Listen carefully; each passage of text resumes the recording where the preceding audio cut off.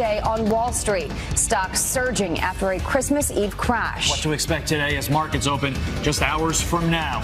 The president and first lady on their way home right now after a surprise visit with our troops overseas. We're going to say hello to you and to wish you all a Merry Christmas and a Happy New Year. Very important. Thank you very much. Great job. The clear message the president just sent to our enemies and our allies. And, quote, I am here because of you, the soldier who got to personally tell his commander-in-chief why he re-enlisted. Behind-the-scenes images of the president's historic trip as Fox and Friends First continues right now.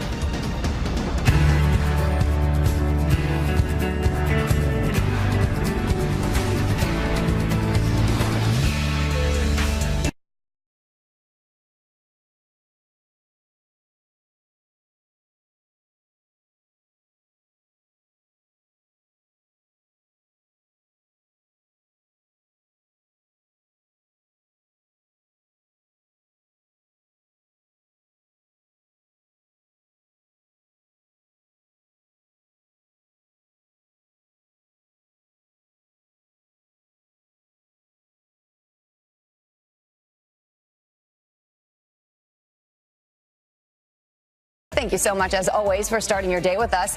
Let's begin with this. We are respected again. The strong message sent by President Trump during a surprise visit to U.S. troops in Iraq and Germany. With First Lady Melania by his side, the president lifting spirits and defending his stance on Syria. Doug Lozada live for us in Washington with more on the president's trip. Doug, good morning. Todd and Jillian, good morning. It was a post-Christmas surprise. Only a tight circle of folks around the president knew that this was happening, but they pulled it off. The president and first lady spent about 3 hours or so on the ground in Iraq thanking service members. They arrived to cheers. They spent, again, about 3 hours or so there signing autographs, posing for pictures, and thanking those who are serving abroad. Our faith and confidence in you is absolute and total. You are the sentinels who watch over our nation. You are the warriors who defend our freedom. You are the patriots who ensure the flame of liberty burns forever bright. Now, the president also talked about his recent decision to bring the 2,000 or so U.S. troops serving in Syria home, saying that the U.S. presence there was never supposed to be permanent. That move surprised many on both sides of the aisle and may have been a big factor leading to the resignation of Defense Secretary Jim Mattis. The president is due back at the White House, due back here in Washington at any moment. Todd and Jillian. That's right. We're keeping an eye on that. We'll have that for you live as soon as it happens. Thank you very much.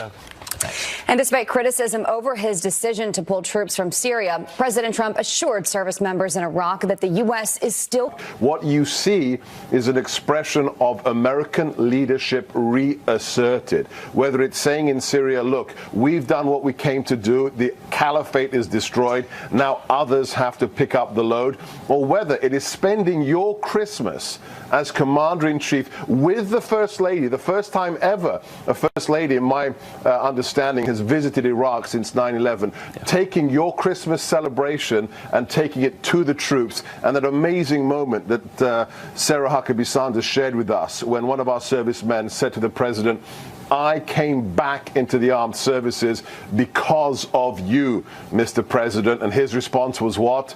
I am here now in Iraq because of you. That's the Make America Great Again way, and that's Donald Trump. The Iraq War officially ended in 2011, and the U.S. mission there now is training Iraqi forces and stomping out the remnants of ISIS.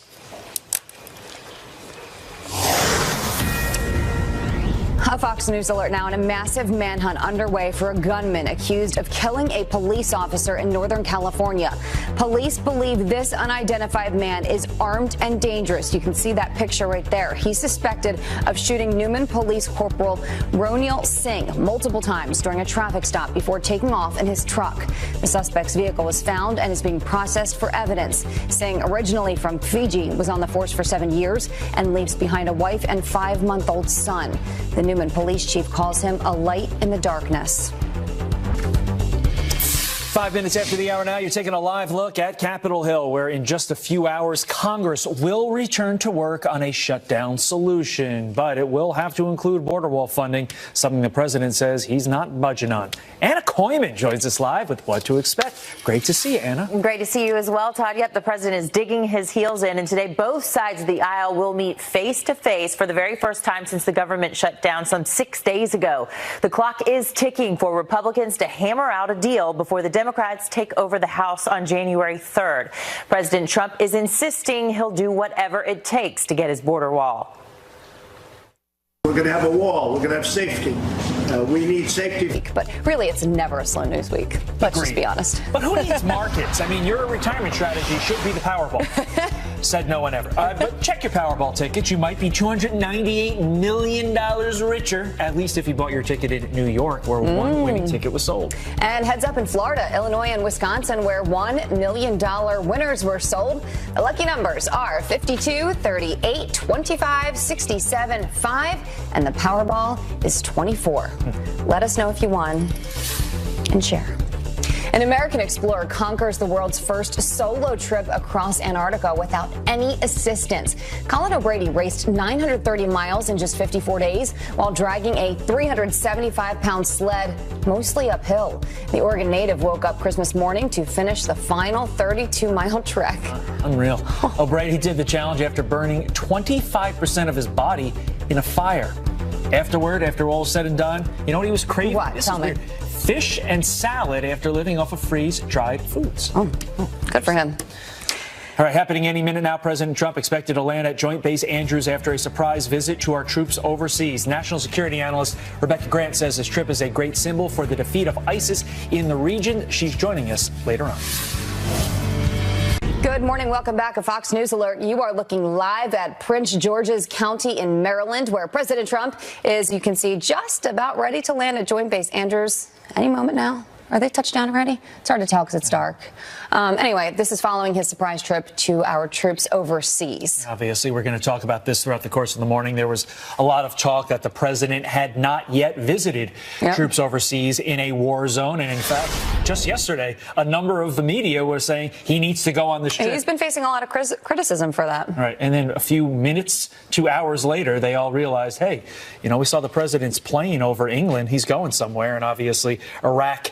Later on, Germany was the destination. Let's deal in Rebecca Grant right now. She is national military analyst and international relations expert. And Rebecca, while we look at this image on our screen right now, why was this trip so important?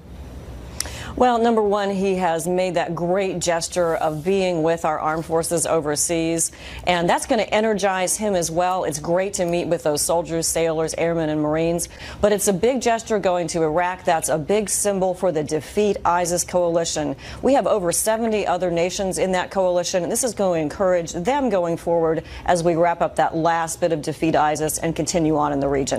Dr. Grant, the president has faced a lot of criticism, as we just mentioned, kind of twofold, in part because he hadn't been overseas to visit the troops, but also as of late because of the decision to pull out of Syria. What do you make of, just in general, all of the criticism? Yes, he has been criticized, but to me this shows his steady hand. He gave us a little more insight into the Syria position, where he said he has given them enough time, and in fact they have got it down to about 2,000 fighters left in the middle Euphrates River Valley. ISIS controls less than 1% of the territory originally. An official there said they've gone from caliphate to the cave, and I think that's a significant success. Mattis was a big part of that, and so was Trump for driving that policy forward. Right, you're watching the president's plane, Air Force One, taxiing right now at Joint Base Andrews. Even the president's plane needs to taxi. He's not immune from it. Dr. Grant, what do troops get out of a visit like this? Exactly, and he's taxiing into that special hangar. They really get a sense that the U.S. is behind them, and then Trump is going to do more for them, too. What they most want is readiness and the tools at hand to do their job. So they know from his visit that he's going to take special attention with the defense budget, make sure they have the training and the tools they need to carry out their missions. That's why they're in the armed forces. That's what they really want from the president. It was also nice to see Melania go along for the trip. Yes, absolutely. What a great gesture that was. And she was a fantastic presence there. That's an arduous trip, a night trip, a difficult landing, a very different kind of approach going into Al-Assad, and then on up to Ramstein. So I think the troops were especially excited to see her as well, and good on her for making that trip over the holiday. Wonderful gesture from the United States to the world. We're going to stay with this while we await the president. You never know. Maybe he'll say something as he's disembarking. He's done that a time or two. Yeah, he's known to do that. What does the president get out of this, Dr. Grant? Oh, he got a lot out of this, because when he stopped at Ramstein, which is the headquarters of U.S. Air Forces in Europe, he would have been able to talk about the situation with Russia, with Africa, and to talk about some other subjects as well. And be sure that down at Al-Assad, he touched base with our commanders. So President Trump is coming back with a very fresh perspective on the situation in Iraq and the training, on the situation in Syria, and a fresh perspective on what's going on in Europe and with Russian aggression, too. So he'll come back informed and energized, and all the more ready to tackle those international and defense policy issues. Great trip for him. He'll have counted it as very much worth his time. Dr. Grant, I'm curious of your opinion on pulling troops, or potentially pulling troops out of Afghanistan. We know that this has been discussed. That's no secret. And it's been nearly 18 years. Would you do that right now? Well, that's a question on the table. And don't forget, we have a special representative, Ambassador Zalmay Khalilzad, is our U.S. rep to the talks there. If anyone can sort that out, it will be him. President Trump augmented forces there not long after he did so in Syria back in 2017. So it may be time to reshuffle. But remember, we aren't pulling our military presence either from Iraq, Syria, or Afghanistan. We have huge air power, surveillance, special ops ready to go back and engage at any point in time. And key to it all, we're training Afghan forces to carry out their own security, just as we've done with Iraq. So moving the troop levels around is one thing, but by no means are we moving our commitments from that area. And we have, as Trump said, the power to go back in there and do what we need to anytime. It's much more complex. They're obviously getting ready to have President Trump come out of Air Force One right now. But to follow up on Jillian's question to you, Dr. Grant, do you think the president experienced anything over the course of the last 24 hours that might change his mind on the decisions he made over the course of the last week? Well, Todd, we've heard that the forces in Iraq were very glad when he said that we are not taking that security assistance mission out of Iraq. But I have a feeling that what he learned from the briefings will confirm his decision, simply because I think he looked at all that material very carefully to start with. The forces of ISIS really have been largely defeated, and we know that rebuilding is a matter of attacking them in the cyber realm, making sure they can't take over businesses and refund their operations. His commanders will have told him this, and I think what he's learned from the immediate operational briefings he received will have confirmed his view that it's time to make a change and reshuffle with the Syria policy. And if you're just joining us right now, just to reset for a moment here, we're taking a live look at photos from Joint Base Andrews right there on your screen. That's where we are awaiting the president any moment now to step off the plane, as you can see, returning from that overseas trip, that surprise trip with Melania Trump in Iraq to surprise the troops over there. And then they made a stop to refuel in Germany, visited troops there as well. And we are joined by Dr. Rebecca Grant. Dr. Grant, what do you think is next for the president? Well, he has to deal with the shutdown, but he also has a defense budget to deal with. High on his list is going to be, will he create the U.S. Space Force? We understand there'll be a new command, but what will happen with the overall organization of the Space Force? And can he get that defense budget and his priorities through the Congress now that the Democrats will control the House? So he has a number of issues there. I also think, Jillian, he will be taking a hard look at Afghanistan. Though he didn't visit there, he will have talked with some commanders. Afghanistan will have come up, and I think he'll be doing a deep dive on what he sees next in Afghanistan, checking in on the negotiations and also on the military situation there. Do you think he will be visiting Afghanistan at any point in the near future? He might. It's a possibility. Who knows? If he does, it'll be a surprise for sure, just like this visit was. again, as we await the president stepping off of Air Force One, I think there may be some people out there who heard the media criticism of President Trump not visiting Iraq, Afghanistan, all those places in the Middle East and war zones, and then saw him on a plane a few hours later and thought that that trip just happened immediately. That's not how this works. How much time and effort does it take to sort of plan a trip like this, even though to us it seems like a surprise and something that was impromptu? Oh, you're right, Todd. And he hinted early this fall that he might be making that visit. But it takes a minimum of days and days to plan this. Forces have to go in. You have to get clearance for the airspace. It all has to be planned out. And, of course, it has to be coordinated there on the ground in Iraq. But it's something that the military is very, very good at doing, the Secret Service as well. And so I think he's done a super job. But he did take an awful lot of criticism, whether it was not flying down in the helicopter on the Paris visit over Armistice Day.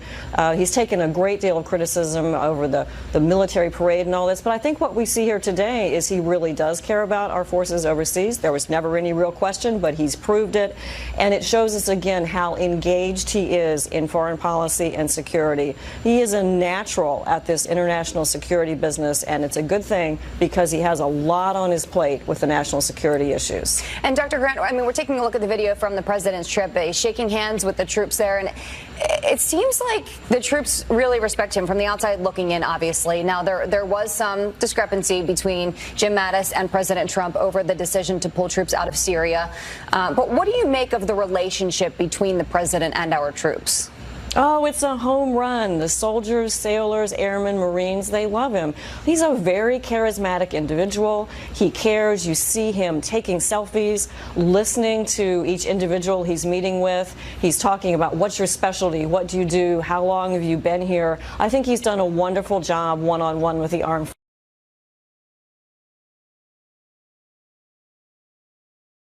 forces. By the president, the troops have these hats. What do you make of that whole situation? Oh boy, that's going a bit low. I think if you are the president and a soldier hands you something to sign, you say, I'll sign it. Absolutely. That's something that he was right to do, no question. I think his interactions with the troops have been excellent, and he really knows how to do that. You can see it in their faces. Those are happy faces, a lot of selfies.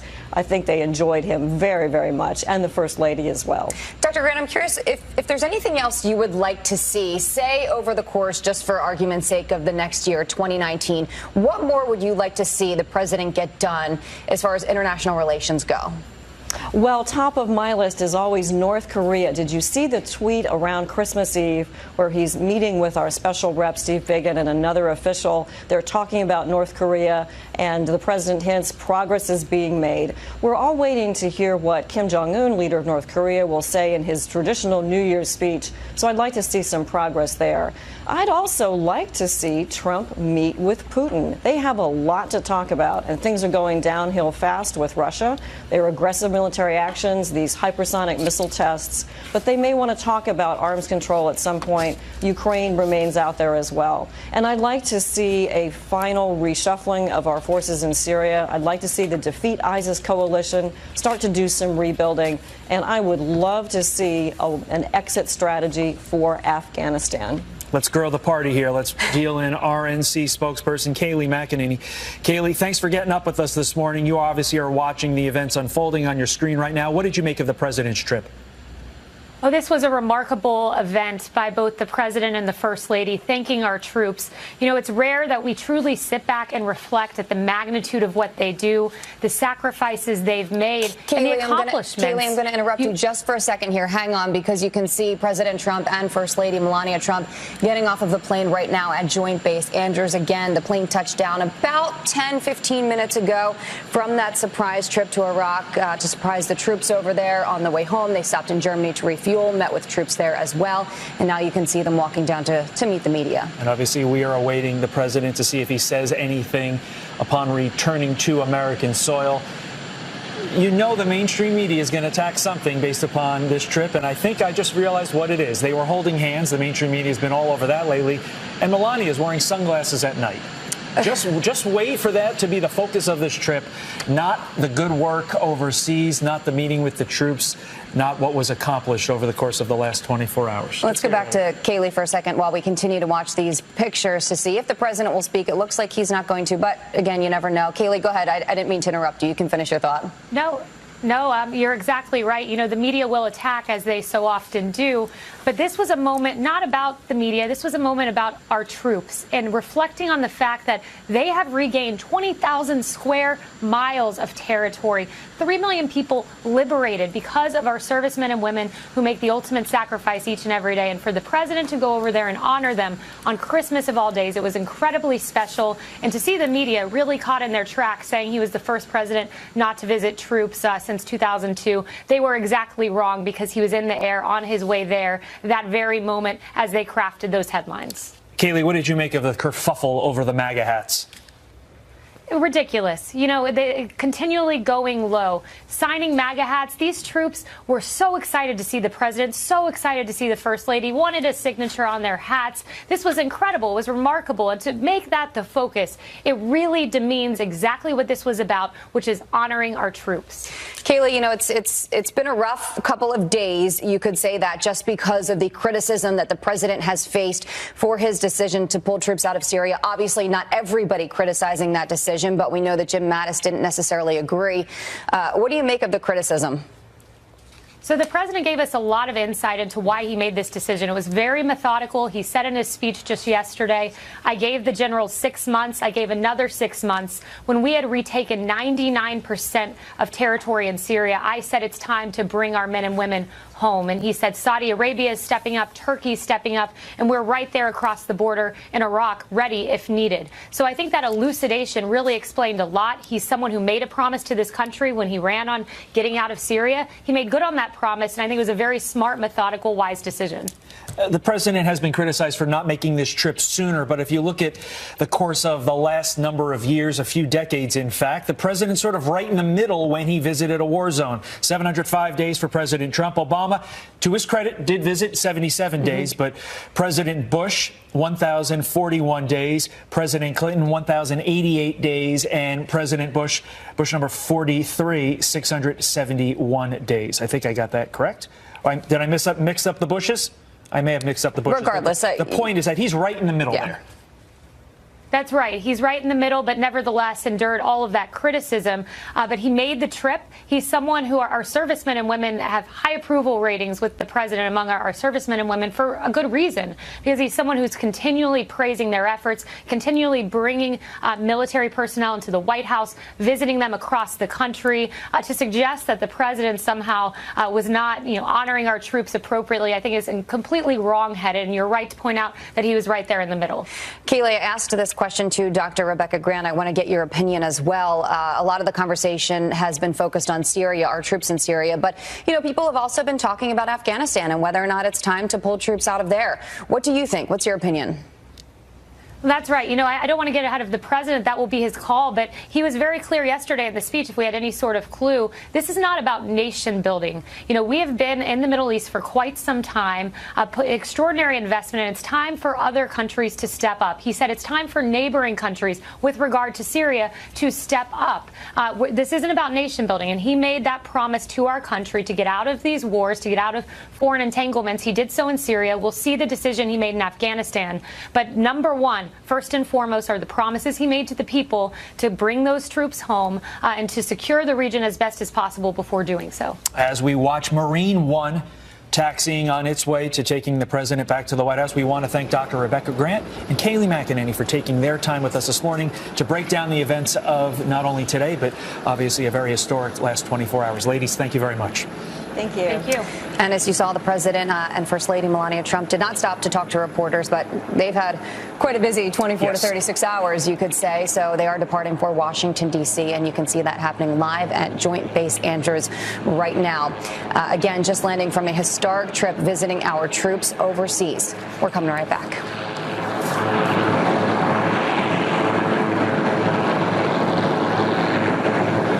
Right Right now, the Coast Guard racing to find a 20-year-old cruise ship crew member who went overboard. Aaron Huff disappeared Christmas Day more than 260 miles from Puerto Rico. When the British entertainer failed to show up for work, Royal Caribbean officials reviewed security footage and say he fell off the Harmony of the Seas ship. The Coast Guard searching by Air and Sea. And severe storms forced the cancellation of a college bowl game for the first time ever. The First Responder Bowl between BC, Boston College, and Boise State ruled a no contest after repeated lightning strikes. The NCAA has a strict policy on playing games with lightning in the area. Meantime, heavy snowfall blanketing parts of Minnesota as a major snowstorm pushes across the Midwest. Jillian? Thank you, Todd. So, 2018 was filled with memorable moments, both good and bad. What were the best and worst moments in politics? Here now to break them down is president and partner at Meslansky and Partners, Lee Carter. Lee, we always look forward to this because there are so many to choose from. So many to choose from. It was hard to go through them all this year. You probably spent a million hours trying to go through them. Okay, let's get to the first one here and the best America First moment. Take a look at this. The forces opposing us in Washington are the same people who squandered trillions of dollars overseas. The American people voted to reject this corrupt globalism.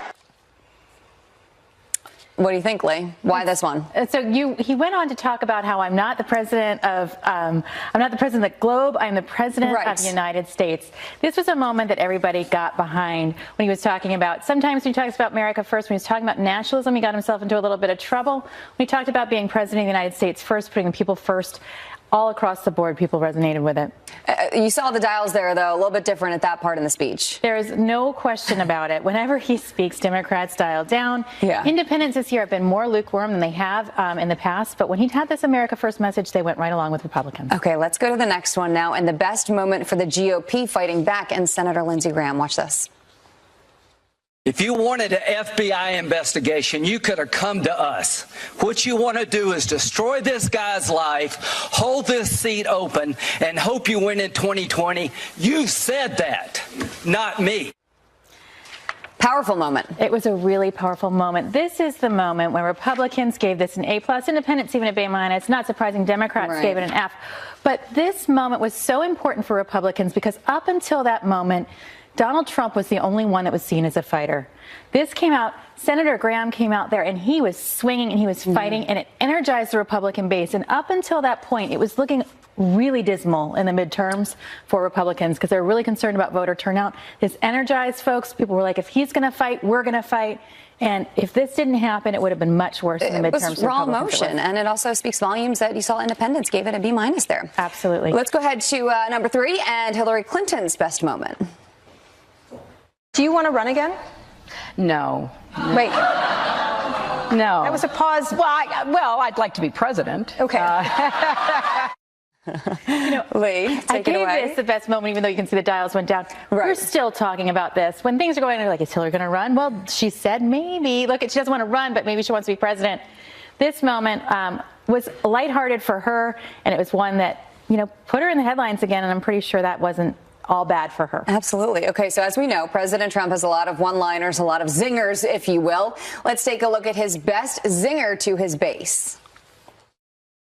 Above all else, we know that faith and family, not government and bureaucracy, are at the center of American life. We know that. Because in America, we don't worship government, we worship God. Wow, I'm actually looking at the blue line, the independents there. That was interesting. Was that the independents? Yellow or independents, okay. Blue or Democrats. Okay. And you can see there, even Democrats gave this a C-, which is a great grade for Democrats. Republicans gave an A+, independents B-. But this was that a moment. Sense. It was a really good zing towards a Democrat who are really trying to grow government, worship quote unquote government. And the president said, you know what? We worship God, not government. We put that first. It was one that really, really resonated with his base. And you can see across the aisle as well. So sometimes those zingers pay off for him. All right, Lee Carter, thank you very much for taking the time to find the best ones for us. We appreciate it. Great to be here. And coming up, President Trump outpacing his predecessor and stacking the courts through his second year. And he's not done yet. Political analyst Mark Smith joins us live next with how 2019 could be even bigger.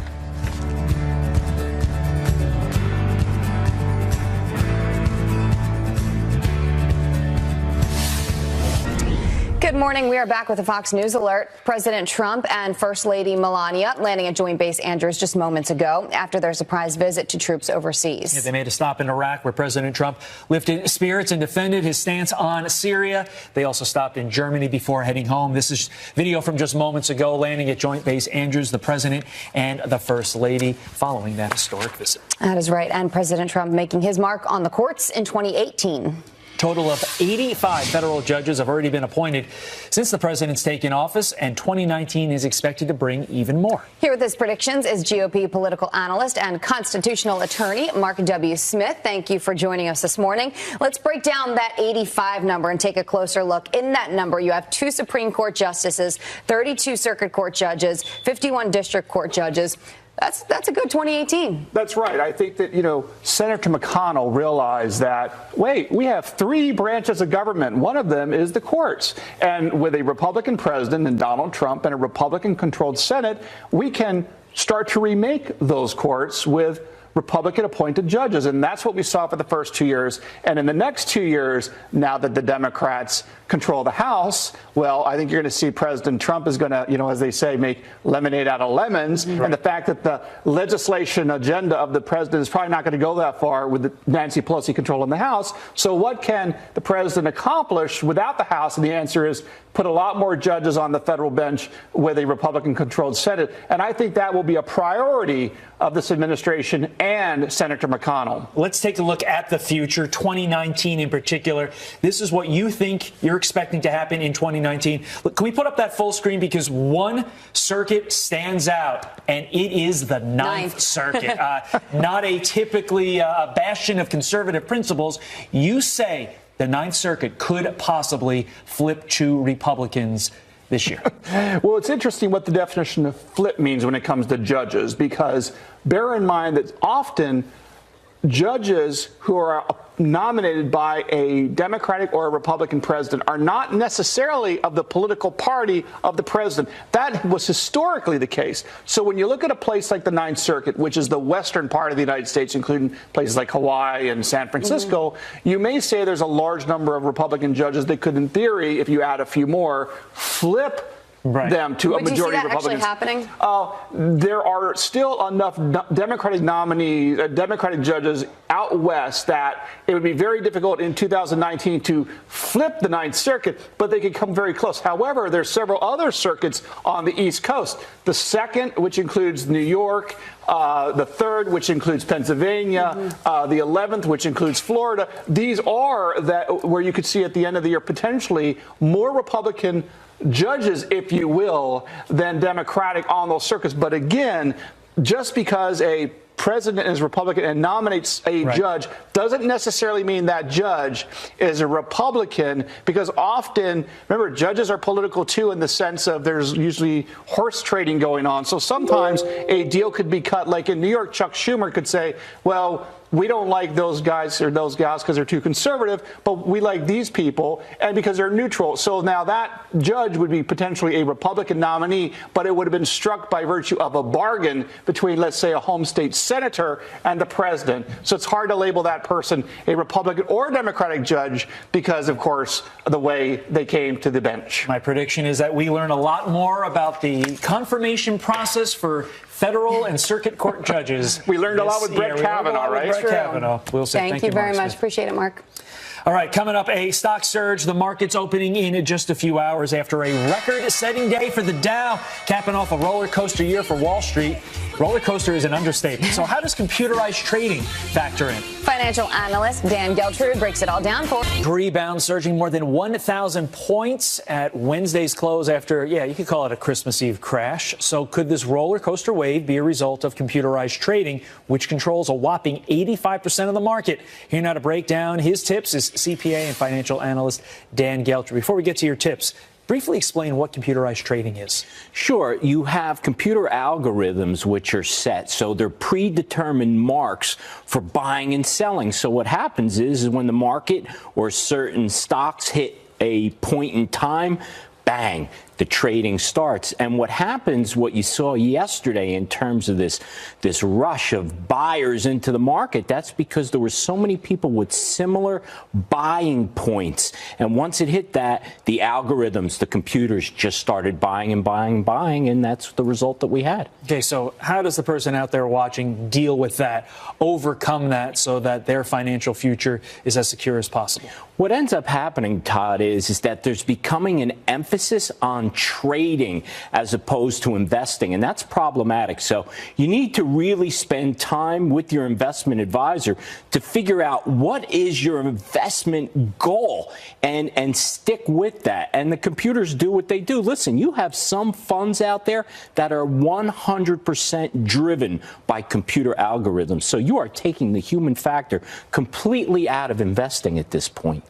Looking ahead to today, dare I ask you what happens, or are we in a point in our financial world where if you're the smartest guy in the room and you even begin to predict what's going to happen, you're going to have egg on your face at the end of the day? Well, what happened yesterday was the president was out of pocket. So it ended up being a quiet news day, Todd. So I think you had the market truing up, let's say. Now, what's going to happen today? I don't really know. However, I think the news out there is relatively positive. We have Jerome Powell, who is going to remain on the Fed. The Fed seems to have been taking their foot off the gas a little bit related to interest rates. I also think there's progress being made with China, which is really important as far as the trade war goes. So I think there's pretty good news out there. I also think that Congress ultimately is going to deal with this shutdown issue, and there's going to be some kind of compromise. It's fascinating. You mentioned the Fed. There were so many rumors that were going back and forth throughout the last week or so. Jerome Powell's out. Jerome Powell's in. Who knows? The statement yesterday by Kevin Hastert that came out and said 100%. When you have that number 100%, there's not a lot of room for equivocation. Jerome Powell's there. That really calmed down the markets. Yes, and it would, Todd, because it's all about certainty. The market does not like certainty. The market likes certainty, right? Rather. When you have a split government, that's okay because there's certainty in gridlock. But when you make a statement like that where it's going to be 100% that Jerome Powell is going to be the Fed chair, that's about as certain as we can get, and that's a good thing. We will see what happens today, Mr. Geltrude. Thanks for coming in. And thanks for wearing those shoes again.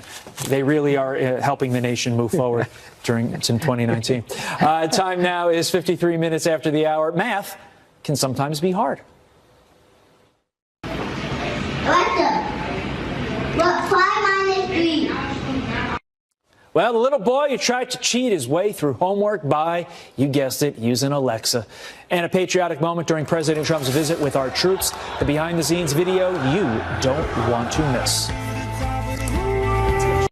December 27th, a historic day on Wall Street. Stocks surging after a Christmas Eve crash. What to expect today as markets open just hours from now. The president and first lady on their way home right now after a surprise visit with our troops overseas. We're going to say hello to you and to wish you all a Merry Christmas and a Happy New Year. Very important. Thank you very much. Great job. The clear message the president just sent to our enemies and our allies. And, quote, I am here because of you, the soldier who got to personally tell his commander-in-chief why he reenlisted. Behind-the-scenes images of the president's historic trip as Fox and Friends First continues right now.